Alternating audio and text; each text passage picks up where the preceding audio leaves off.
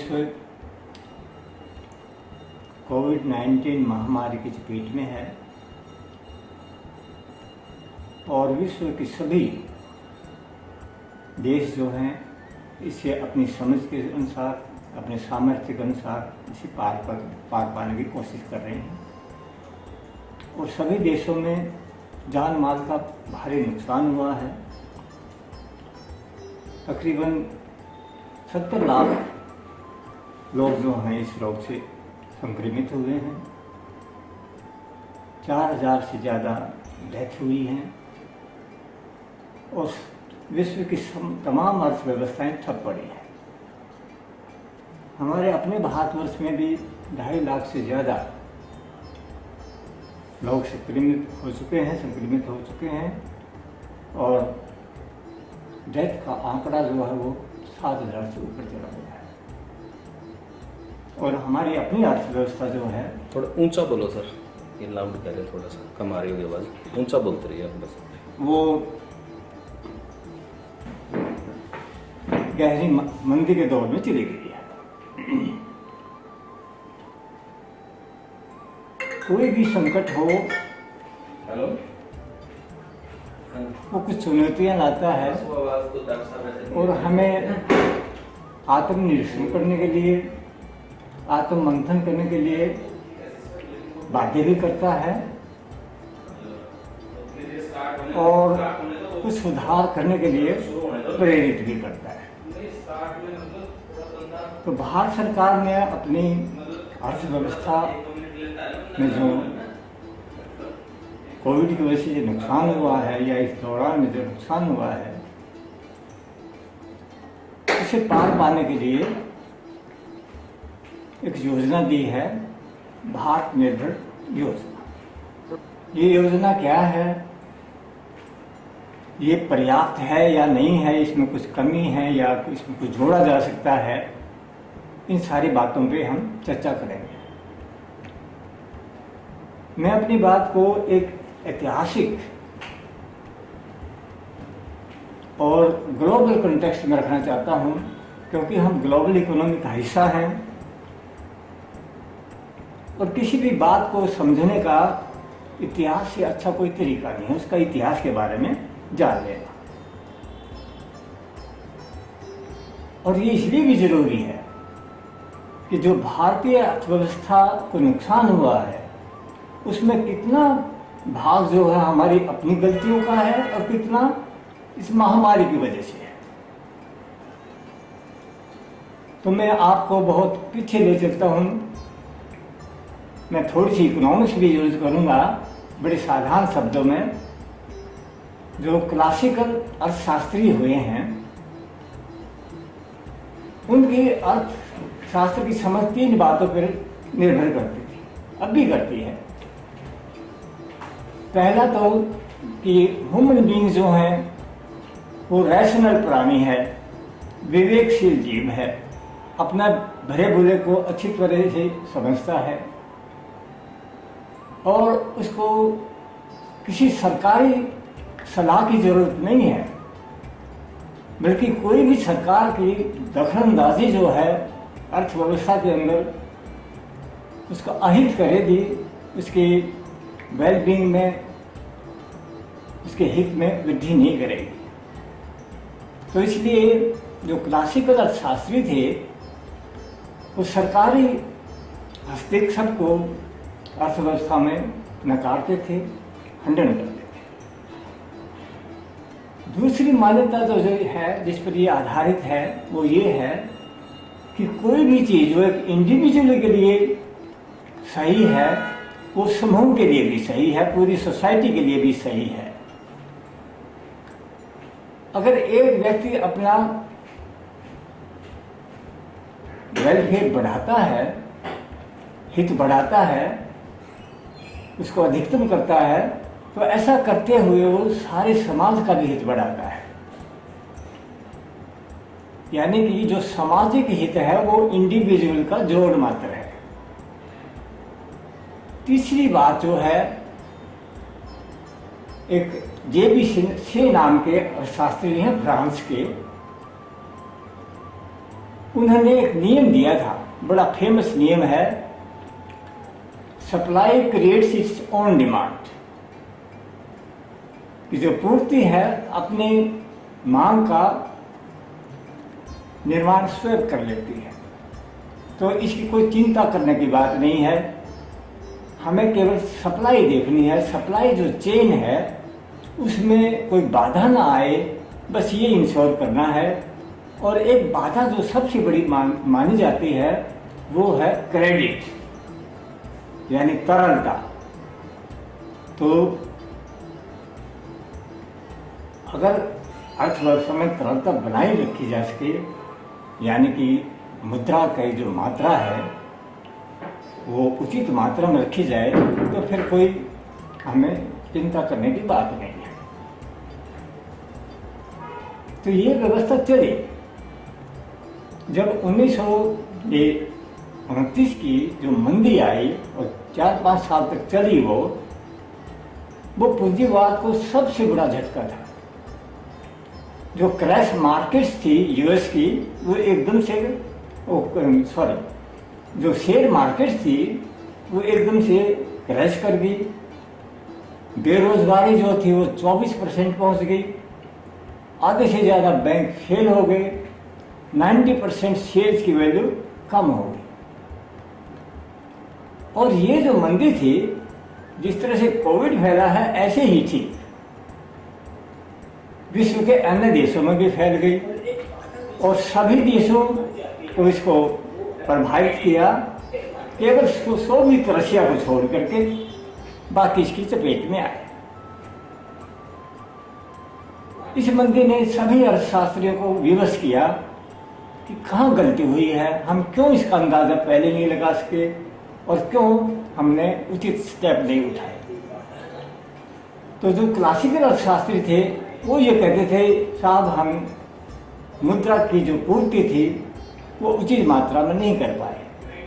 Keynes ने इस बात को नकारा। उसने जो मैंने 3 बातें शुरू में बताई थी, पहले एक एक लेकर इसका खंडन किया। उसने कहा कि ह्यूमन बीइंग जो हैं वो रैशनल ही नहीं है, वो इमोशनल भी हैं। यानी partly they are emotional, partly they are rational जो है। और हम भी भेड़ चाल का शिकार बन सकते हैं। बीइंग इमोशनल, तो हम इस हर्ड जो बिहेवियर है इसे अछूते नहीं है। इवन डेमोक्रेसी में भी हम देखते हैं कि कई बार एक चिड़ी की दुक्की जो है वो ट्रम्प कार्ड बन जाती है, भेड़ चाल के कार्ड हो जाता है इस तरह का। तो पहली बात उसने ये कही कि रैशनैलिटी को उसने चैलेंज किया। दूसरी बात, जो क्लासिकल इकोनॉमिस्ट जो कहते थे जो एक व्यक्ति के लिए सही है वो सारे समाज के लिए भी सही है, उसको नकारा उसने। उसने कहा कि जो एक इंडिविजुअल का सही है वो आवश्यक नहीं है वो पूरी समाज के लिए भी सही हो। उसने एक एग्जाम्पल दिया कि सेविंग एक व्यक्ति के लिए करना अच्छी बात है, लेकिन सभी अपनी अपनी सेविंग बढ़ा दें तो अर्थव्यवस्था में मांग कम हो जाएगी और मांग कम होने से बेरोजगारी फैल जाएगी। और इस बात को साइंटिफिकली भी साइंस भी प्रूव करती है। जैसे कि मैटर जो है वो 3 स्तर पर एग्जिस्ट करता है। गैसियस फॉर्म है, उसकी लिक्विड फॉर्म है, तरल फॉर्म है और एक सॉलिड फॉर्म है। और इनके गुण अलग अलग हो जाते हैं। हाइड्रोजन और ऑक्सीजन, ये दोनों ही ज्वलनशील गैसें हैं, लेकिन जब मिला दिया जाता है वो तरल रूप धारण कर जाती है तो ये पानी बन करके आग बुझाने का काम करती है। और जब सॉलिड फॉर्म में आ जाए तो बर्फ के घर भी बना लिए जाते हैं, हॉकी भी घेर ली जाती है। तो भिन्न भिन्न स्तर का विभाग गुण अलग अलग होते हैं। और वैसे भी अगर आप ये देखें कि जो प्रदूषण फैलाते हैं उनका तो लाभ होता है, लेकिन सोसाइटी का नुकसान होता है। तो ये आज भली बातें से अच्छा। एक एस्टेब्लिश फैक्ट है कि जो समूह के जो एक व्यक्ति के लिए सही है वो समाज के लिए सही नहीं है। तो तीसरी बात जो शीज लॉ के बारे में उन्होंने कही, उसका खंडन किया उन्होंने। और जिसके शीज लॉ कहने की क्या कोशिश कर रहा था, जैसे कि मैं एक बुनकर हूँ, मैंने 5 मीटर कपड़ा बुना, 3 मीटर मुझे चाहिए था और 2 मीटर जो फालतू बनाया मैंने उसके बदले में दूसरी वस्तु खरीद ली। यानी कि 5 मीटर में से 3 मीटर की मांग तो मैंने स्वयं पैदा कर ली और बाकी जो 2 मीटर था उसके बदले में और मांग पैदा कर दी। तो इसलिए वो कह रहे थे कि supply creates its own demand, तो हमने केवल सप्लाई पे ध्यान देना है। केन्ज ने इसका खंडन किया, कहता है ये बहुत पहले की बात है। आज के युग में सेविंग करने वाले दूसरे हैं और निवेश करने वाले दूसरे हैं, और ये आवश्यक नहीं है कि इन दोनों में तालमेल हो। क्लासिकल ये भी कह रहे थे, इस बात को ऐसे कहते थे कि जो भी मनी जो है ये लोगों की जेब के अंदर होल पैदा कर देती है, बर्न कर देती है। यानी आइडल मनी नहीं रखता कोई भी। जो विवेकशील है आदमी है वो आइडल मनी नहीं रखेगा, उसको निवेश करेगा। केन्ज ने ये कहा कि भाई बचत करने वाले दूसरे हैं और निवेश करने वाले दूसरे हैं, और उनकी प्लान और सीवेज की प्लान और जो निवेशक हैं उनकी प्लान में तालमेल हो ये जरूरी नहीं है। ओवर प्रोडक्शन हो सकता है, मंदी आ सकती है। और उसने कहा कि डिमांड जब कम हो जाती है तो उसका वो मंदी का कारण बनती है। तो उस वक्त के जो अर्थशास्त्री थे, सरकार थे, वो केन्ज की बात से सहमत हुए और उन्होंने अर्थव्यवस्थाओं को मंदी से बाहर निकालने के लिए जो केन्ज ने सुझाव दिए थे कि अर्थव्यवस्था के अंदर मांग बढ़ाइए, आप पब्लिक निवेश कीजिए, अगर आपके पास पैसे नहीं है तो डेफिसिट फाइनेंसिंग कीजिए, यानी कि घाटे की वित्त व्यवस्था कीजिए, नए नोट छापिए, लेकिन मांग बढ़ाइए आप। तो ये जो रिकमेंडेशन थी कि क्लासिकल के बिल्कुल अगेंस्ट थी। तो यहाँ से अर्थशास्त्रियों के 2 धड़े जो हैं बन जाते हैं। एक तो जो कि शीज लॉ में बिलीव करते हैं और अर्थव्यवस्था में जो भी विकार आते हैं उसको मुद्रा में परिवर्तन करके, इंटरेस्ट रेट में परिवर्तन करके उसको दूर किया जा सकता है, विसंगतियों को। इनको हम मॉनेटरिस्ट कहते हैं, जो मौद्रिक नीति का पालन करते हैं या उसका रिकमेंड करते हैं। और दूसरी तरफ वो केन्जियंस हैं। ये जो आपका मॉनेटरिस्ट का जो धड़ा है इसके लीडर फ्रीडमैन थे। इस प्रकार से फ्रीडमैन के फॉलोअर्स और केन्जियन के फॉलोअर्स।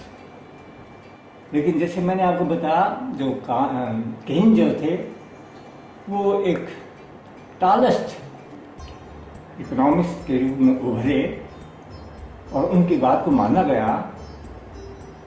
और जब विश्व युद्ध के बाद ये मंथन चल रहा था कि आगे युद्ध ना हो, तो केन्ज को इंचार्ज बनागा कि भाई आप युद्ध के जो इकोनॉमिक कारण थे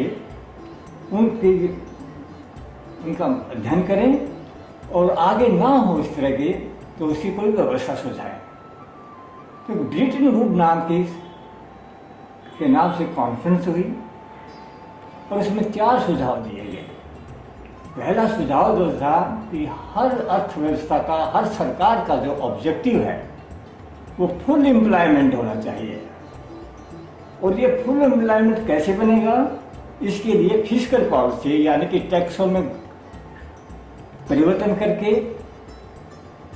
या घाटे की वित्त व्यवस्था अपना करके, पब्लिक निवेश करके इसको हम मांग को बढ़ा सकते हैं, अगर मांग की कमी की वजह से फुल एम्प्लॉयमेंट नहीं होता है। और ये किसकी जिम्मेवारी होगी? नेशनल गवर्नमेंट की जिम्मेवारी होगी। तो ये अंतर्राष्ट्रीय समझौते का एक हिस्सा था। दूसरा, जो एक्सचेंज रेट थी विभिन्न मुद्राओं के बीच, जो एक्सचेंज रेट थी उसको अनसर्टेनिटी को दूर करने के लिए, उसको मैनेज करने के लिए IMF की स्थापना की गई। और हर करेंसी का मूल्य जो है या तो गोल्ड में या डॉलर में बताना पड़ता था। अगर उसमें कोई भी परिवर्तन करना है तो वो IMF की सहमति से होता था। अंतर्राष्ट्रीय व्यापार में पहले द्विपक्षीय होता था, तो उसमें जो रिच नेशन थी वो शोषण करती थी छोटे देशों का, तो इसकी जगह और प्रथम विश्व युद्ध में अपनी अपनी अर्थव्यवस्थाओं को बचाने के लिए लोगों ने टैरिफ बैरियर खड़े कर दिए थे। तो इस बात को ध्यान में रखते हुए एक सुझाव दिया गया कि व्यापार जो हो बहुपक्षीय हो और बगैर किसी भेदभाव के हो। तो एक ITO नाम की संस्था जो है वो क्रिएट होनी थी, लेकिन अमेरिका ने कांग्रेस ने उसका विरोध किया तो नहीं हो पाई। लेकिन उसकी जगह और संधि हुई, गैट जिसको बोलते हैं, और इसका यही मकसद था कि बहुपक्षीय अंतर्राष्ट्रीय व्यापार को प्रमोट करना और डिस्क्रिमिनेटरी तरीके से करना। और चौथा जो समझौता था, चौथा पॉइंट जो समझौते का था, वो था डेवलपमेंट के बारे में। इसके लिए वर्ल्ड बैंक की स्थापना की गई कि ये जो डेवलपिंग कंट्रीज हैं उनकी डेवलपमेंट में मदद करेगा। ये जो 4 सूत्रीय समझौता था इसको ब्रेटन वुड्स सिस्टम कहते थे। ये अंतर्राष्ट्रीय समझौता था और सभी इसके सिग्नेटरीज थे। इसके दायरे में रह करके हमने पॉलिसी जो बनानी थी। तो इसे समझौते के अनुसार और द्वितीय युद्ध से सीख लेते हुए हर देश ने अपनी जो अर्थव्यवस्थाएं थी उनका स्वरूप बदला, मिक्स्ड इकोनॉमीज का स्वरूप दिया, यानी पब्लिक सेक्टर का भी विस्तार होने लगा। यानी दूसरे विश्व युद्ध के बाद जो जमाना था वो एक तरह से मिक्स्ड इकोनॉमीज का जमाना था। भारत ने भी इसको स्वीकार किया, बल्कि भारत ने इससे आगे एक कदम बढ़ाते हुए पब्लिक सेक्टर को प्राथमिकता दी, प्रधानता दी। और एक और कूटनीतिक फैसला किया गया जो कि उस टाइम की लीडरशिप का एक स्टेट्समैनशिप का मैं परिचायक मानता हूँ, इसकी दाद देता हूँ। उस वक्त संसार जो था 2 भागों में विभाजित था। 2 मिलिट्री ब्लॉक थे, एक USSR का और एक अमेरिका का। और हमारे लीडर ने ये देखा कि हम किसी के साथ नहीं लगेंगे। भारत एक बड़ा देश है, इसने अपने विश्व में अपना स्थान बनाना है। जो इसकी फॉरेन पॉलिसी है वो इंडिपेंडेंट रखेंगे हम। तो इसको इंश्योर करने के लिए नॉन अलाइनमेंट मूवमेंट जो है उन्होंने चलाया, जिसके नेहरू जी, टीटो और नासर जो थे सूत्रधार थे। जब अमेरिकन राष्ट्रपति ने अपने सेक्रेटरी से पूछा कि ये नाम क्या बीमारी है, तो उन्होंने कहा कि here is a calf which is sucking 2 cows simultaneously, कि ये एक ऐसा बछड़ा है दो गाय का दूध जो है एक साथ पी रहा है। और ये बात सही भी निकली, यानी कि हमारे यहाँ सोवियत यूनियन भी स्टील का कारखाना लगा रहा था, जर्मनी भी लगा रहा था, हमें इसका फायदा मिला। तो खैर ये जो ब्रिटेन वुड की व्यवस्था थी अंतर्राष्ट्रीय लेवल पे, ये 30 साल तक चली। 1974 में ऑयल क्राइसिस हुआ। जो ऑयल प्रोड्यूसिंग कंट्रीज हैं एकदम से उन्होंने कीमतें बढ़ा दी। इससे जो संसार के अधिकतर देश थे उनके भुगतान संतुलन जो थे वो अस्त व्यस्त हो गए, डिस्टर्ब हो गए। इससे पहले संभल पाते 79 में फिर कर दिया, उन्होंने बढ़ा दिया और उनके भुगतान संतुलन फिर बिगड़ गए। उधर से एक और घटना घटी कि उत्पादन भी गिर रहा था और कीमतें भी बढ़ रही थी, जो कि केंजियन इकोनॉमिक्स ऐसा नहीं कहती थी। तो जो मॉनेटरिस्ट थे, जो फ्रीडमैन का जो ग्रुप था, उन्होंने कहा कि तो केंजियनिज्म का फेलियर है और एक टाइम आ गया है कि भाई हम इसको बदलें, इस व्यवस्था को। और 1980 में एक दूसरा अंतर्राष्ट्रीय समझौता हुआ जिसको वाशिंगटन कंसेंसस कहते हैं। इसके भी 4 पॉइंट थे, लेकिन इसका एक ऑब्जेक्टिव अलग अलग थे। इसकी एक विशेष बात यह थी, इन्होंने फुल एम्प्लॉयमेंट की परिभाषा को बदला। इनके अनुसार जो मॉनेटरिस्ट हैं या जो न्यू लिबरल जो कहलाए, उनके अनुसार जो फुल एम्प्लॉयमेंट का मतलब है 0 रेट ऑफ इन्फ्लेशन। वो इस तरह से आर्गू करते हैं कि जो भी कुल उत्पादन अर्थव्यवस्था में होता है उसके 2 दावेदार हैं। 2 फैक्टर का सहयोग से वो बना है, एक लेबर और एक कैपिटल। अगर इनके बीच बंटवारा उनकी उत्पादकता, उनके योगदान के अनुसार होता रहे तो इन्फ्लेशन 0 होगा। अगर एक पक्ष जो है अपनी उत्पादकता से, अपने योगदान से ज्यादा दावा करेगा तो इन्फ्लेशन होगा, अगर कम करेगा तो डिफ्लेशन होगा। तो इस प्रकार से जिन्होंने आर्ग्यू करते हुए एक नई डेफिनेशन दी कि फुल एम्प्लॉयमेंट अर्थव्यवस्था की वह अवस्था है जब इन्फ्लेशन रेट 0 हो। तो पहला ऑब्जेक्टिव जो क्या रखा गया, प्राइस स्टेबिलिटी। ये ब्रिटेन वुड से अलग था। ब्रिटेन वुड का के तहत जो समझौता था उसमें फुल एम्प्लॉयमेंट जो था ऑब्जेक्टिव था। यहाँ ये बदल जाता है, यहाँ प्राइस स्टेबिलिटी, कीमतों को नियंत्रण में रखना, ये मुख्य उद्देश्य है। और इसको कैसे रखा जाएगा? मुद्रा की मात्रा में परिवर्तन करके। जब मुद्रा की मात्रा में परिवर्तन होता है तो इंटरेस्ट रेट की मात्रा में परिवर्तन होता है। जब इंटरेस्ट रेट बदलता है तो निवेश बदलता है। और ये किसकी जिम्मेदारी होगी? सरकार की नहीं, जो सेंट्रल बैंक्स हैं उनकी जिम्मेदारी होगी। तो इस प्रकार से सरकार का जो हस्तक्षेप सत्ता हो वो नकार देगा, वो उसे बिल्कुल अलग, सरकार को इकोनॉमी से अलग कर दिया गया। जिसको पॉलिसी सरकार कहते हैं ना, कि इसका काम तो केवल लॉ एंड ऑर्डर मेंटेन करना है, it has nothing to do with business. तो जैसे कि मैंने आपको बताया, जो ऑयल क्राइसिस हुआ उसे भुगतान संतुलन खराब हुए,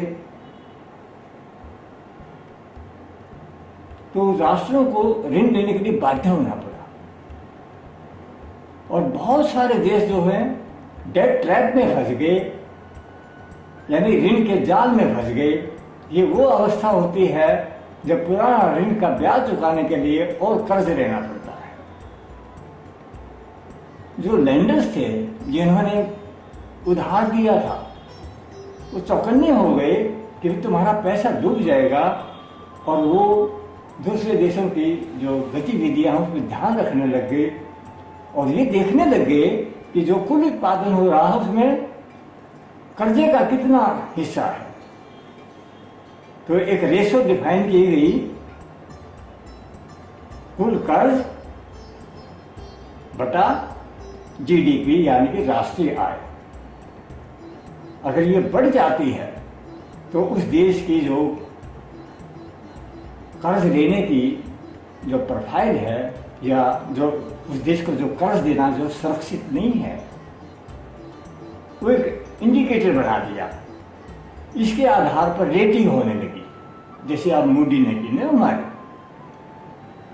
यानी इस पे निगाह रखी गई। तो 80s के अंदर हमें हमारा जो भुगतान संतुलन था वो भी बिगड़ा था और हमारी रेटिंग डाउन चली गई, इतनी डाउन चली गई कि हम जंग के करार पे थे और जो हमारे विदेशी मुद्रा का जो भंडार था वो केवल 15 दिन का भुगतान करने के लिए पर्याप्त था। तो जब हम ऋण लेने गए तो हम पे कंडीशन रखी गई कि आप अपनी अर्थव्यवस्था का उदारीकरण कीजिए। तो इन हालात में हमने उदारीकरण किया। नरसिम्हा राव की सरकार थे, मनमोहन सिंह जी फाइनेंस मिनिस्टर थे। उदारीकरण के बाद अर्थव्यवस्था ने रफ्तार पर जीडीपी तेजी से बढ़ने लगा। लेकिन यहाँ ये बताना आवश्यक है कि ये जो जीडीपी की रफ्तार बढ़ गई, क्या कोई जादू मंत्र था कि वे उधार सुधार की वजह से बन गई? सुधार का योगदान था कि जब अर्थव्यवस्था को खोला गया, उसकी एफिशिएंसी बढ़ी, कंपटीशन बढ़ा और साथ में उसको जो क्षमता थी, हमारे जो उत्पादन क्षमता थी, उसका बेहतर इस्तेमाल हुआ। लेकिन ऐसा तभी संभव था जबकि क्योंकि हमने एक सुदृढ़ ढांचा तैयार किया था उस दौरान। अगर वो नहीं होता तो खाली उदारीकरण से हमारी रफ्तार नहीं पकड़ दी कोरोना में। ये ठीक वैसी ही बात है जब बर्नार्ड शॉ से पूछा गया कि भाई आप बड़े या शेक्सपियर बड़े, तो उन्होंने कहा था कि भाई मैं बड़ा। तो उसने पूछा, सवाल करने वाले ने, कि आप कैसे बढ़े? क्योंकि मैं उसके कंधे पे बैठा हूं। तो ये बिल्कुल ठीक ऐसी बात थी। जो आधार था वो जिसको हम सो कॉल्ड नेहरूअन मॉडल कहते हैं, वो था। उस वक्त की जो जनरेशन थी उसने अपना पेट काट करके बनाया था। हमने जो उधार लिए थे कोई कंजप्शन के लिए नहीं थे, ऐशो आराम के लिए नहीं लिए गए थे, पूंजीगत पदार्थों के लिए थे। और इसके दौरान हमने देश के भौतिक और औद्योगिक ढांचे का निर्माण किया था, जिसकी वजह से हमारी अर्थव्यवस्था में रफ्तार पकड़ी। लेकिन ये जो मनमोहन सिंह जी की और मंटेक की जो जोड़ी थी, उन्होंने एक बात का ध्यान रखा। कहता ठीक है, हम न्यू लिबरल पॉलिसीज को फॉलो कर रहे हैं, लेकिन हम सरकारी हस्तक्षेप से परहेज नहीं करेंगे। अगर जरूरत पड़ेगी तो हम करेंगे। और इसका नतीजा ये हुआ कि 2006-7 में हमारी रेटिंग जंग कर दी गई थी। जो आज मोदी ने भारतीय अर्थव्यवस्था को जो रेटिंग दिया उससे भी कम कर दिया गया था। उन्होंने इसकी परवाह नहीं की। उन्होंने कहा कि कर्ज लेना कोई बुरी बात नहीं है, बशर्त कि आप इस कर्ज का उपयोग जो है अर्थव्यवस्था में तेजी लाने के लिए करें, उसमें विकास में वृद्धि लाने के लिए करें। क्योंकि जब विकास में वृद्धि होगी तो जीडीपी का साइज अपने आप बढ़ जाएगा और जो ये जो रेशो है डेट ओवर राष्ट्रीय आय अपने आप कम हो जाएगी।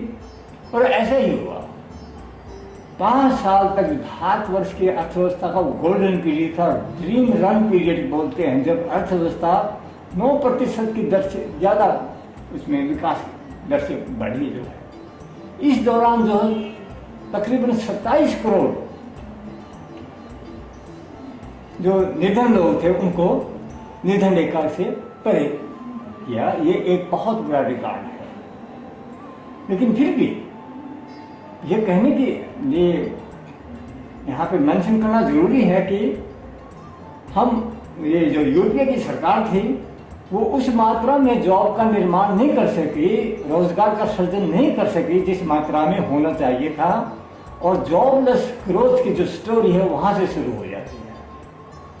उसके बाद 2007-8 में फाइनेंशियल क्राइसिस हुआ, मंदी का एक और दौर आया, लेकिन भारतवर्ष ने अपने आप को उससे बचाया। यूपीए सरकार ने कीन्स की ही फार्मूले का इस्तेमाल किया, पब्लिक निवेश को बढ़ाया, किसानों के अच्छे दाम दिए, कीमतें बढ़ी इससे, लेकिन विकास की दर जो संभाले इन्होंने। 2014 में जब ये एनडीए सरकार आती है, इसकी पॉलिसी में एक आधारभूत परिवर्तन आ जाता है। वो पूर्ण रूप से न्यू लिबरल की पॉलिसी फॉलो करने लग जाते हैं। अगर आपको याद हो, प्रधानमंत्री का ये पहला सेंटेंस था, मिनिमम गवर्नमेंट मैक्सिमम गवर्नेंस, जिसका मतलब यही था कि सरकार के अंदर दखलंदाजी बहुत कम होगी, गवर्नेंस जो है, अर्थव्यवस्था का संचालन जो है वो रूल बेस्ड होगा। तो हम यहाँ एक पॉलिसी शिफ्ट देखते हैं। पहले हम इंजन का भी इसको कर रहे थे और साथ में इसका भी, दोनों पॉलिसी का इस्तेमाल कर रहे थे।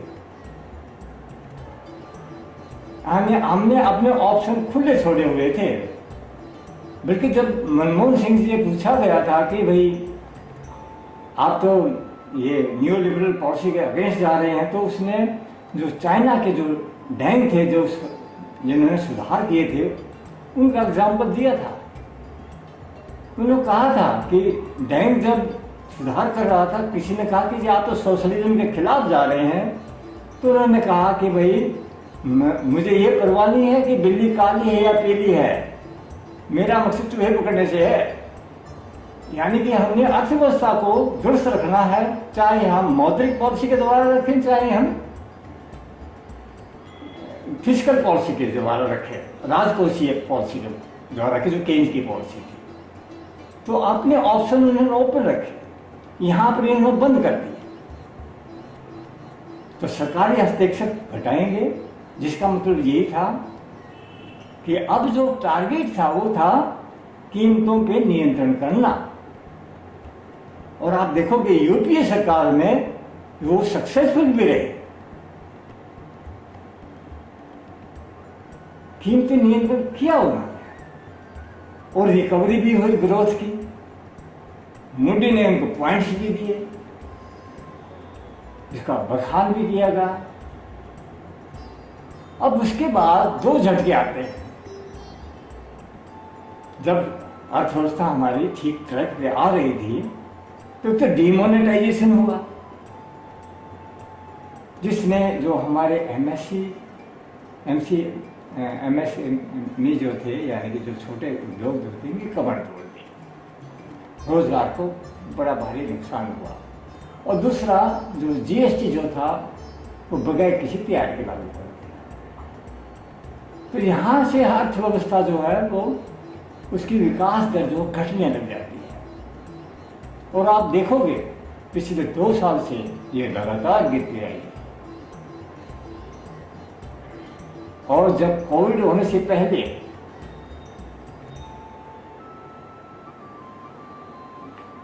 अगर आप इसको ऐसे समझें कि अर्थव्यवस्था में जो अर्थव्यवस्था जो है वो 5 पहियों पे, अर्थव्यवस्था के 5 पहिए होते हैं। एक तो घरेलू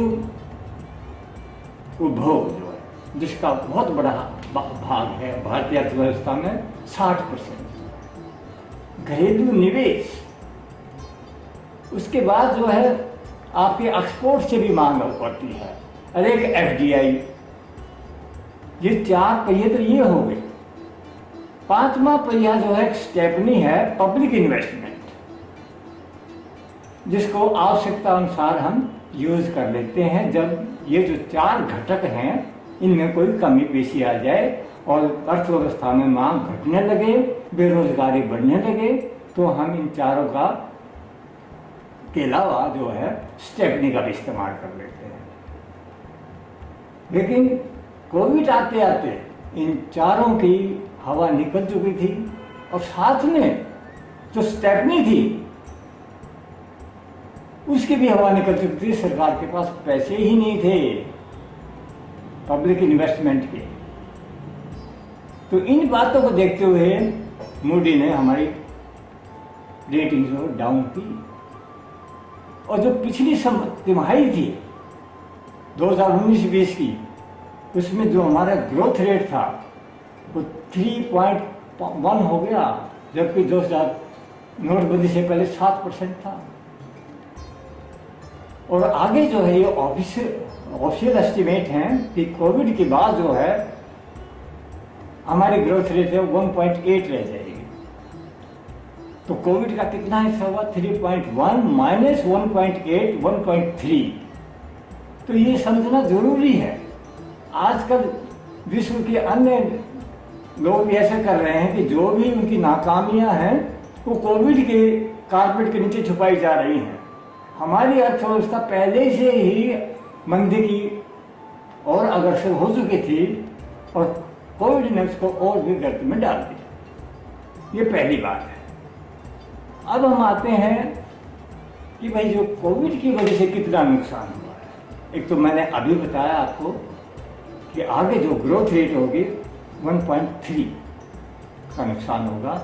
और मैं आपको बता दूं, जब भी ग्रोथ रेट में 1% की कमी आती है तो अर्थव्यवस्था को 5 लाख करोड़ का नुकसान होता है।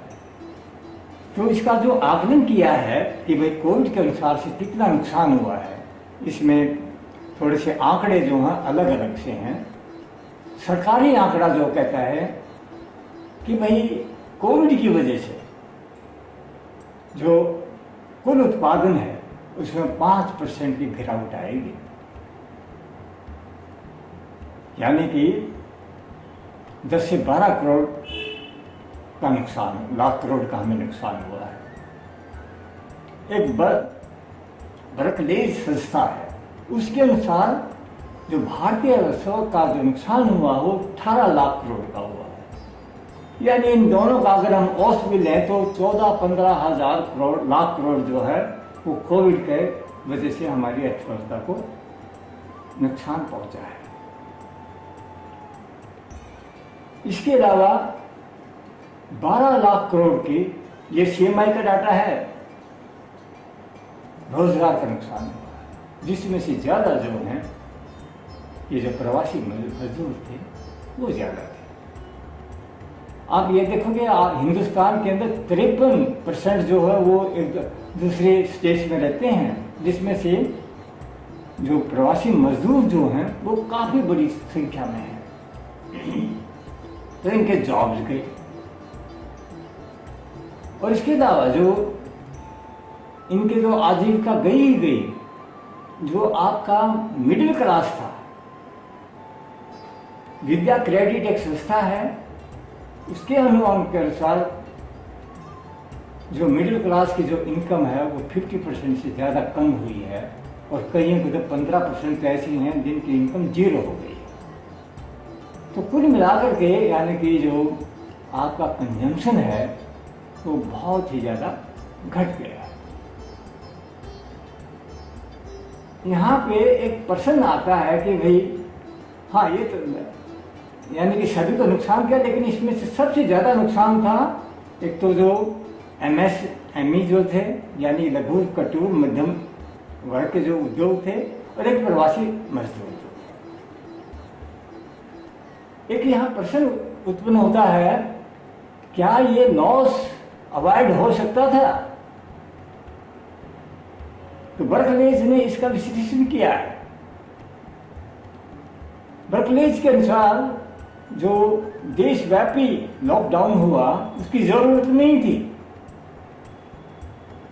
ये जो ब्लैंकेट लॉकडाउन किया गया, इसके स्थान पे जब लॉकडाउन किया गया कोई 400-500 ही केसेस थे। हमें उन शहरों को, उन इलाकों को चिन्हित करना चाहिए था, और वहां पर हम टेस्टिंग करते और जो पाए जाते पॉजिटिव उनका इलाज करते, तो हमारा खर्च केवल 36,000 36,000 करोड़ होता, यानी 2.1%। जो 18 लाख का नुकसान हुआ है उसका केवल 2.1% से ही काम चल सकता था। जैसे भीलवाड़ा ने किया, उन्होंने लॉकडाउन किया, ये सरकार में छोड़ दिया जाता, इसके बजाय कि पूरे नेशन पे किया गया। तो इस तरह का आकलन लोगों ने दिया है। अब हम आते हैं कि भारत सरकार ने कोविड से निपटने के लिए क्या उपाय किए हैं, क्या स्टेप्स उठाए हैं। तो भारत निर्भर, आत्मनिर्भर भारत का एक पैकेज दिया है। ये मूल रूप से पॉलिसी पैकेज है। पॉलिसी में 3 बातें प्रमुख होती हैं। हम क्या करना चाहते हैं, कैसे करना चाहते हैं, और हम कौन हैं, किसके लिए कर रहे हैं। ये जो लास्ट वाला पर्सन है, कई बार वोट कर दिया जाता है। कई बार सरकारें कहते हैं ना 130 करोड़ जनता हमारे साथ है, ये है वो है। तो हम जो है इसका हम का ब्रेकअप देखना है कि किसको क्या मिलता है। तो आत्मनिर्भर भारत, पहला प्रश्न यही है, आत्मनिर्भरता का मतलब क्या है। अलग अलग लोगों ने इसके अलग अलग मतलब दिए हैं। कुछ लोगों का तो कहना है कि भाई हम सारी वस्तुओं का जो निर्माण है वो भारत के अंदर ही करने लग जाए। ऐसा करना मूर्खता है, ये पॉसिबल नहीं है। हालांकि यहाँ का जो उद्योगपति है वो चाहेगा कि इस तरह की व्यवस्था बने। कुछ स्वदेशी विचार मंच वगैरह भी इस तरह की बातें करते हैं कि हमें जो फॉरेन गुड्स हैं उनका बाइकाट कर देना चाहिए। नहीं, उससे उपभोक्ता को नुकसान होगा, हमारी गुणवत्ता में गिरावट आएगी, हमें ज़्यादा कीमत देनी पड़ेगी। तो इसका जो नुकसान है वो अल्टीमेटली पब्लिक को होगा। तो ये सुझाव मान्य नहीं है। प्रधानमंत्री ने थोड़ा सा हिंट दिया है कि आत्मनिर्भरता का मतलब ये है कि भारत के अंदर ही हम भारत की जरूरत की वस्तुएं पैदा करेंगे और दूसरे देशों के लिए भी करेंगे। ये ठीक बात है अगर हम ऐसा कर पाए तो। तीसरा एक और कंसेप्ट जो है, जो कोविड से निकल के आता है वो ये है, और जो कि केन्स से भी निकल के आता है, अगर हम प्रत्येक व्यक्ति को रोजगार दे दें, स्वावलंबी बना दें, आत्मनिर्भर बना दें, तो सारा भारतवर्ष जो है वो आत्मनिर्भर हो सकता है। तो इस भूमिका के साथ मैं थोड़ा सा, देखिए ये बहुत बड़ा पैकेज है। सीतारमण महोदय ने, वित्त मंत्रालय ने 5 किस्तों में 5 दिन में बताया, तो मैं इसके डिटेल में नहीं जाऊंगा। इसका मूल जो स्वरूप है उसको देखता हूं मैं। तो इसमें कुल मिलाकर के 54 सुझाव दिए गए हैं, जिनमें से 24 तो हैं रिलीफ, राहत पैकेज, और 30 जो है पॉलिसी रिफॉर्म जो है। और जो आपका जो राहत पैकेज है उसको भी हम 2 भागों में तोड़ सकते हैं। एक जो नकदी के रूप में दिया जा रहा है और एक जो कर्ज के रूप में दिया जा रहा है। तो इस पैकेज के आप 3 भाग देखेंगे। एक जो कर्ज के रूप में दिया जा रहा है, एक तो नकदी के रूप में दिया जा रहा है, दूसरा जो है कर्ज के रूप में दिया जा रहा है, और तीसरा जो है पॉलिसी रिफॉर्म्स। मैं इसका एक सकारात्मक व्यू लेते हुए, मेरा अपना व्यू है वो ये है कि जो पहला नकदी का पैकेज है वो जो देश के पुअर हैं, गरीब हैं, उनके लिए है, ताकि वो जिंदा रह सके। जो कर्ज का पैकेट है उसका जो मकसद है वो अर्थव्यवस्था को पुनः पटरी पे लाना है, और जो रिफॉर्म्स हैं वो अर्थव्यवस्था को फास्ट ट्रैक पे लाना है। ये फेजेज में किया गया है। तो जो आपका जो प्रधानमंत्री गरीब कल्याण योजना जो है वो नकदी का पैकेज है। जिसमें गरीबों को 5 किलो अनाज दाल दी गई है और ये गैस सिलेंडर दिए गए हैं, या आपके जो पुअर वीमेन हैं उनके खाते में 500 रुपये डाले गए हैं, और जो किसानों के 2,000 रुपये दिए गए, ये सारा नकदी का पैकेज है। ये वेलकम पैकेज है। और मनरेगा पहले 60,000 तो 40,000 उसमें और डाल दिए गए हैं। तो ये पब्लिक निवेश है। तो कुछ अर्थशास्त्रियों का और विपक्ष का ये कहना है कि ये जो नकदी का पैकेज है ये छोटा पैकेज है, सरकार को यहाँ पर पब्लिक निवेश बढ़ाना चाहिए। जैसे कि मनरेगा ये है, जो प्रवासी बाहर चले गए वहां पे मनरेगा पर बाहर दुगना हो गया है। मीडिया पे रिपोर्ट्स हैं कि भाई जो MA BEd लोग जो हैं वो भी मनरेगा में काम ढूंढ रहे हैं। तो जो मनरेगा का मूल रूप है उसको लिया जाए, यानी कि मनरेगा की जो स्कीम है वो डिमांड ड्रिवन है, इसमें कोई कैप नहीं होना चाहिए। इसके बजट जो है वो इसकी मांग पर निर्भर करता है। अगर ज़्यादा लोग मांग करना चाहते हैं तो ज़्यादा इसका बजट बढ़ जाता है, तो इसका पैकेज जो तकरीबन डबल करने की आवश्यकता है। और प्रवासी भारतीयों के लिए भी एक कुछ पैकेज चाहिए। जैसा कि मैंने आपको बताया, ये जो प्रवासी भारतीय हैं ये ट्रेन लेबर हैं, ये स्किल लेबर हैं, ये एक्सपीरियंस, ये तजुर्बेकार हैं। अगर वहाँ की सरकारें जहाँ गई हैं, जहाँ से ये गए थे, अगर इनको ठीक से उपयोग करें, यानी कि ये खुद कोऑपरेटिव बेसिस पे मिल करके कोई MSc ये लघु उद्योग चलाना चाहते हैं तो इनकी सरकार को मदद करनी चाहिए। ऐसा हुआ है। ILO ने, जो इंटरनेशनल लेबर ऑर्गेनाइजेशन है, उसका तजुर्बा है, उसका फायदा उठाना चाहिए हमें, सबको रोजगार मिले। तो जो दूसरा कंसेप्ट था ना आत्मनिर्भर भारत का, कि सबको रोजगार दे तो सबको आत्मनिर्भर बना, तो ये भी एक तरीका है। उसके बाद जो रिफॉर्म्स हैं हर सेक्टर में किए गए हैं, MSc की परिभाषा बढ़ा दी गई है, कुछ रियायतें दी गई हैं, कृषि में भी कुछ संस्थागत सुधार किए गए हैं। जैसे कि भैया आपने ये ESC को हटा दिया है, जो एसेंशियल कमोडिटी एक्ट था, और जो एग्रीकल्चर मार्केट कमेटी का जो एक्ट है उसमें भी सुधार किया है। यदि आज किसान कहीं भी देश के कोने में बेच पाएगा और स्टोर भी कर पाएगा।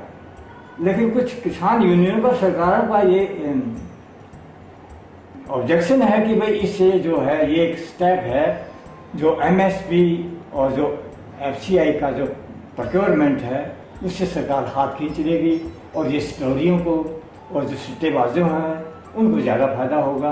और उनका कहना है कि जो हरियाणा पंजाब का मॉडल है उसी को स्ट्रेंथन किया जाए।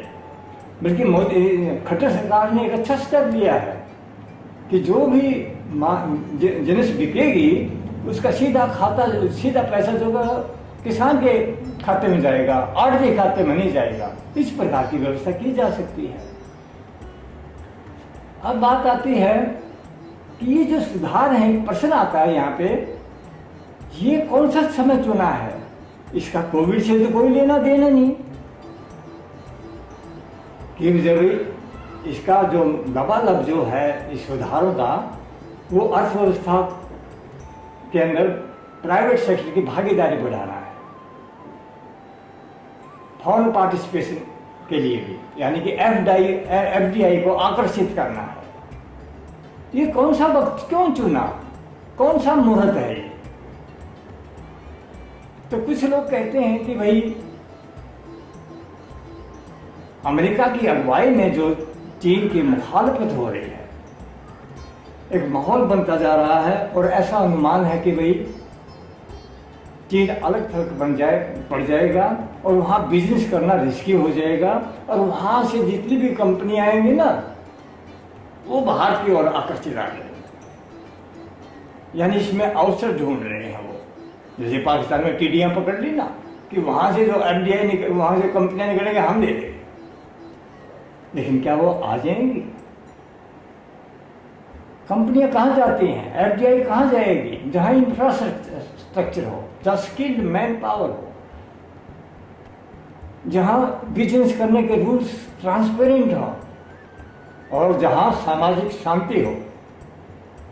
तो इसका चीज का हमें करना पड़ेगा, ताकि अगर इन सुधारों का फायदा होता है तो दो बातें जो हैं ठीक है, इधर एफडीआई को आकर्षित कीजिए, उधर से फुल एम्प्लॉयमेंट का भी आप देखिए, और जो पब्लिक निवेश है उसको बढ़ावा दीजिए। अगर नए नोट भी छापने पड़े कोई बात नहीं, इसको खतरा ये होता है कीमतें बढ़ जाती हैं, लेकिन कीमतें नहीं बढ़ेंगी, इतनी नहीं बढ़ेंगी। उसका कारण ये है क्योंकि हमारे पास कैपेसिटी है। जैसे कि कारखाने चालू होंगे तो माल बाजार में आ जाएगा। तो यहाँ पर जो विवाद था कि भाई, जैसे सरकार तो ये कह रही है कि भाई हम कर्ज दे करके अर्थव्यवस्था को रिवाइज करेंगे, विपक्ष या दूसरे शास्त्री ये कह रहे हैं कि आप डिमांड पैदा कीजिए। तो ये डिमांड वाला जो पक्ष है वो ज्यादा सही लगता है,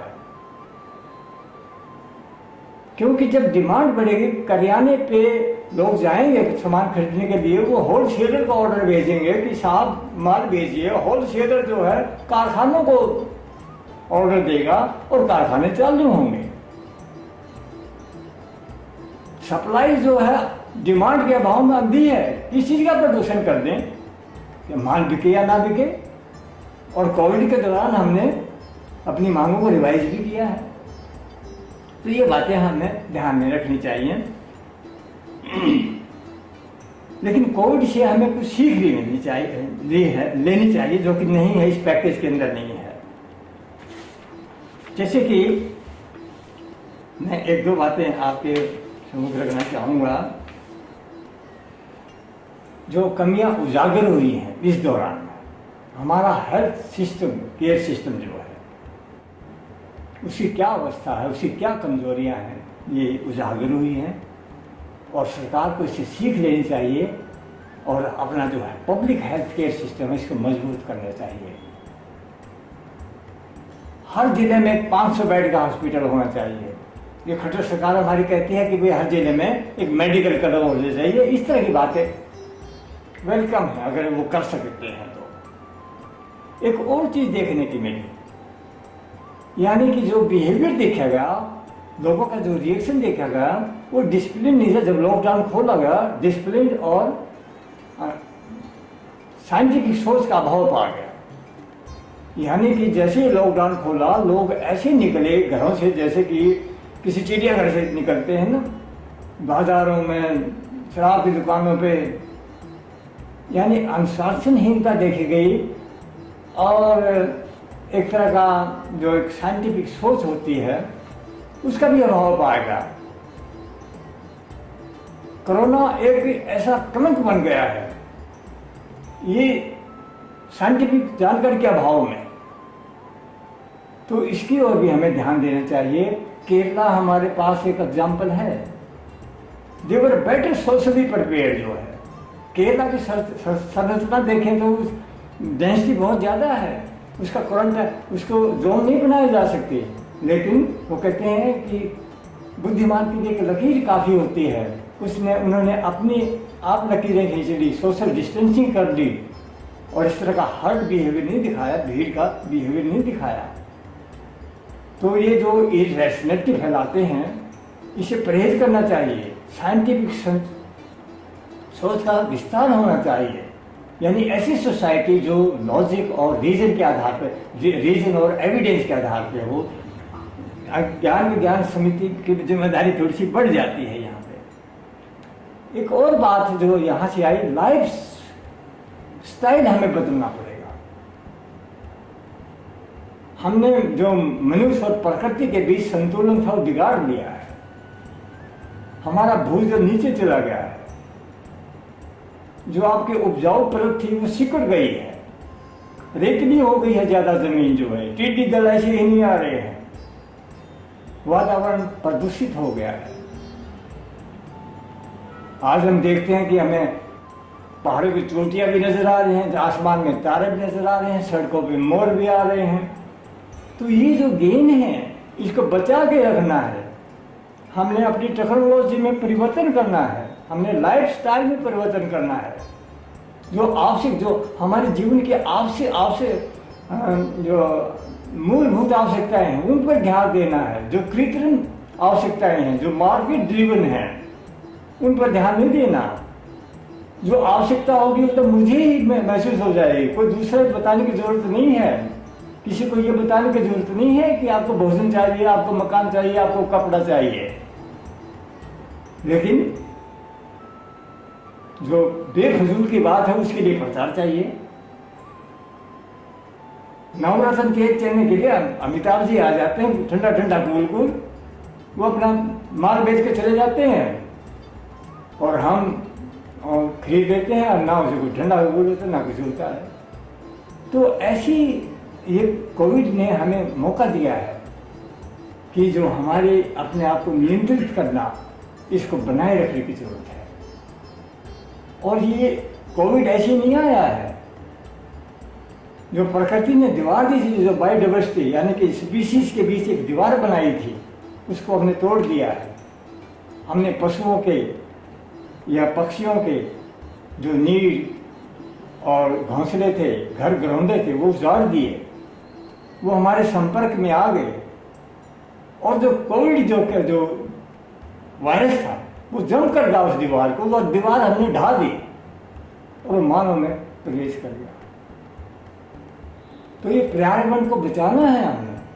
हमने जो एनर्जी, जो सेफ एनर्जी है, रिन्यूएबल एनर्जी है, उस पर शिफ्ट करना होगा, बजाय कि कोयला और पेट्रोल के। जो विंड एनर्जी है, हाइड्रोजन एनर्जी है, या आपका जो, चलो न्यूक्लियर भी थोड़ी सेफ नहीं है लेकिन क्लीन है।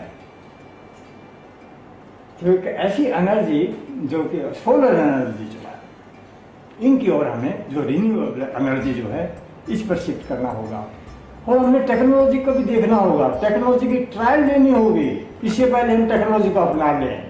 जब हम वैक्सीन की ट्रायल लेते हैं कि इसके क्या प्रभाव पड़े हैं, तो हम टेक्नोलॉजी का ट्राई करें पहले, इसके बजाय कि किसी भी उद्योगपति को उसका इस्तेमाल करने के लिए खुद ही छूट दे। अच्छा, जो सवाल है मैं उनके जवाब देने की कोशिश करता हूँ। खाद्यान्नों की कमी और कृषि संकट के चलते ग्रामीण अर्थव्यवस्था कैसे संभलेगी वर्तमान कोरोना संकट के बाद? देखिए, आज जो हमारी एक ही सिल्वर लाइनिंग है वो है एग्रीकल्चर सेक्टर। इसकी ग्रोथ जो है आज भी 4% से ऊपर है। और भारतवर्ष की जो 50% जो पॉपुलेशन है उसका रोजगार का साधन यही है। तो यहाँ से हम मांग पैदा होगी अगर एग्रीकल्चर सेक्टर ठीक से चलता रहा हमारा, तो जो घरेलू कंजम्पशन है वो बढ़ेगी, उनकी वस्तुओं की मांग बढ़ेगी और कारखाने चलाने में वो सहायक सिद्ध होगी, यानी उनमें जान फूकेगी, वो चलेगी। हाँ, क्या मौद्रिक नीति के बारे में पहले ही बता चुका हूँ आपको। वो जो कड़ी बनती है कि जब हम मुद्रा की सप्लाई करते हैं तो इंटरेस्ट रेट प्रभावित होता है, इंटरेस्ट रेट प्रभावित होने से निवेश प्रभावित होता है। लेकिन इंटरेस्ट ही केवल एक एलिमेंट नहीं है जो कि निवेश को डिटरमिन करता है। ये तो एक घटक है उसका। सबसे पहले वो देखता है कि जो तेरा माल है वो बिक पाएगा कि नहीं बिक पाएगा। अगर कोई आप उसको मुफ्त में भी कर्ज दे वो प्रोडक्शन नहीं करेगा। तो ये देखा गया है, ये एस्टेब्लिश फैक्ट है कि मौद्रिक नीति की बजाय राजकोषीय नीति जो है वो ज़्यादा कारगर होती है, तुरंत रिजल्ट देती है, उसके सीधे प्रभाव पड़ते हैं। बस एक ही खतरा है कि कीमतें ना बढ़ जाएं। लेकिन जैसे मैंने आपको बताया कि यहाँ पर कीमतें बढ़ने की इतनी संभावना नहीं है, क्योंकि हमारे पास कैपेसिटी तो है ना, उसको ऑपरेशन में लाना है। अगर डिमांड हो जाएगी तो अपने आप ऑपरेशन में आ जाएगी, वस्तुएं आ जाएंगी। इंटरनेशनल स्तर पर आर्थिक उत्तर पुत्र को आप किस प्रकार से देख रहे हैं, उसके हमारे देश पर क्या असर हो रहा है। हाँ, जो इंटरनेशनल पे जो हो रहा है, जैसे कि एक तो ये चाइना का मामला और यूएस का मामला चला हुआ है, लेकिन आर्थिक रूप से देखें तो सभी देशों की जो अर्थव्यवस्थाएं हैं वो प्रभावित हुई हैं, और ये पहले से ही मंदी के दौर से गुजर रही थी और थोड़ा थोड़ा रिकवर होना शुरू हुआ था। और जब वहाँ पर भी अर्थव्यवस्थाएं ठप हो गई हैं तो एक्सपोर्ट जो हमारे एकदम से गिर गए हैं, जिसकी वजह से हमारी मांग घट गई है, इसका हमारे ऊपर प्रभाव पड़ा है। हाँ, ये प्रीति जी का जो सवाल है कि भाई क्या गवर्नमेंट जो है वो इकोनॉमिक अर्थव्यवस्था पटरी में लाना चाहती है, देखो इसमें तो हमें ऐसा नहीं सोचना चाहिए कि नहीं चाहती है। हाँ, लेकिन इसकी पॉलिसी पर आप सवाल उठा सकते हो, और सवाल वही है कि जो तुरंत जो आवश्यकता है वो जो आपका नकदी का पैकेट है उसका साइज बड़ा कीजिए, और बाकी जो आपको जो कर्ज है वो ठीक है, सप्लाई चेन का एक अड़चन तो दूर करता है, लेकिन उसको मजबूर नहीं करता कि वो निवेश करे। हाँ, जो ये श्रम सुधारों की बात है, ये कोविड ने इस बात को उजागर किया है कि भारत में किस प्रकार के श्रम सुधार की आवश्यकता है। सरकार ने कहा कि भाई जो एम्प्लॉयर हैं वो उनकी तनख्वाह देंगे, किसी ने तनख्वाह नहीं दी। अब सुप्रीम कोर्ट कह रहा है कि आप मध्यस्थता कीजिए। तो आगे आने के लिए, आगे जो भविष्य में इस तरह की बातें ना हों तो श्रम सुधारों की आवश्यकता है।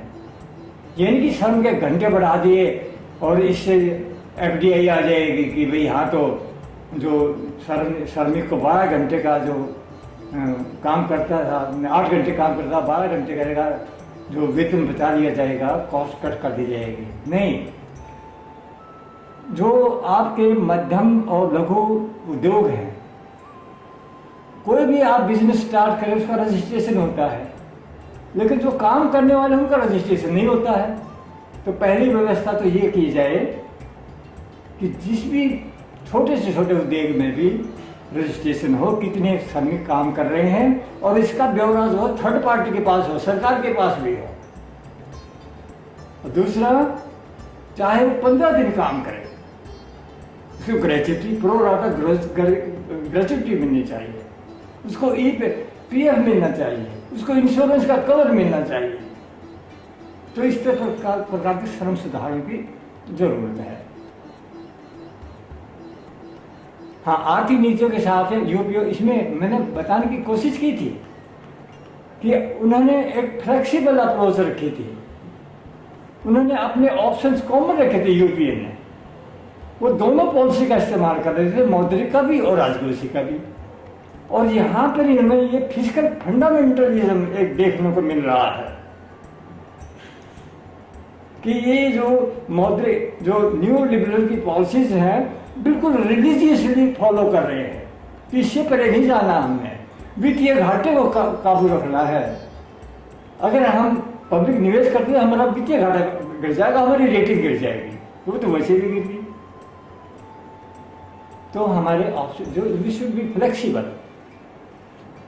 हाँ, ये जो लोन और करेंसी का जो विवाद चल रहा है, इसी पे है कि जो लोन है वो एक लोन चाहिए आपको, कई बार पैसे चाहिए, लेकिन पैसा ही काफी नहीं है, डिमांड तो हो पहले, आगे उसका माल बिकेगा इसकी क्या गारंटी है। तो अगर करेंसी प्रिंट कर दी जाए और लोगों के हाथ में कैश आ जाए तो डिमांड बढ़ेगी, और जैसा कि मैंने बताया था, ऊपर ऑर्डर पहुंचेंगे, और जिससे फिर इंडस्ट्रीज चलेंगी। तो करेंसी प्रिंट का चाहे अगर करना पड़े तो भी इसको मैं प्राथमिकता दूंगा। हाँ, जो ये जांगरा जी का प्रश्न है, देखिए संकट जब भी आए हैं उसका ना कोई जाति थी, ना कोई धर्म था, बस एक चीज थी, वो गरीब थे। और यहाँ पर भी गरीबों पर इसकी मार पड़ी है। और जो कृषि क्षेत्र है वो अगर उसमें बचा है तो वो खुदा की मेहरबानी से या उनके अपने प्रयासों से बचा है। तो आज बस उसको ज़रूरत है कि वो उसकी फसल का मूल्य जो है या जो स्वामीनाथन रिपोर्ट जो वो ही लागू कर दीजिए। बाकी ये जो सुधार है कि भाई इससे घटा दिया और आपने ये मार्केट कमेटी के एक्ट में परिवर्तन कर दिया, आप पंजाब हरियाणा का मॉडल रखिए, वो बेहतर है। हाँ, ये यादव जी का परसेंट है, FGI is 100% solution of GDP नहीं, एक भाग है। मैंने बताया मांग का, मैंने मांग के 4 पहिए बताए थे, एक घरेलू उपभोग, एक घरेलू निवेश, एक एक्सपोर्ट और चौथा FDI। तो ये घटक है, ये केवल इसके भरोसे नहीं रह सकते हम, ये बहुत छोटा भाग है और बड़ा अनसर्टन है, इसकी कोई गारंटी नहीं है। तो इस पे हमें ज़्यादा विश्वास नहीं करना चाहिए। आ जाए तो वेलकम है।